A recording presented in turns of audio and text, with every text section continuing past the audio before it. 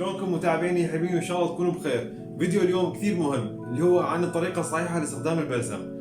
اوكي، بس قبل ما نبدا اعطونا لايك حتى ينتشر الفيديو بين اكبر عدد من الناس، حتى الكل يستفاد وما يقع في هاي الاغلاط. يلا نبدا.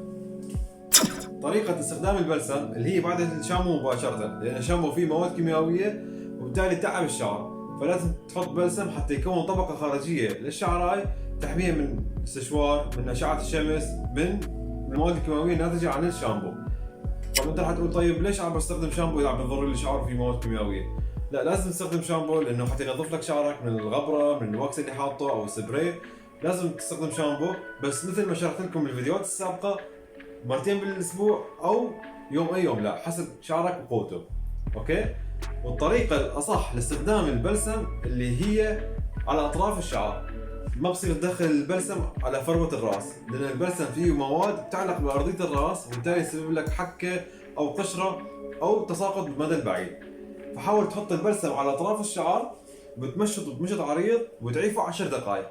في أشخاص بتحط بلسم وبتشطفه بالمي مباشرة وبس، لا، لازم تعيفه 10 دقائق حتى يكون الطبقة الخارجية اللي تحميه من أشعة الشمس والاستشوار والمواد الكيميائية لما تحمم بالشامبو مرة جاي.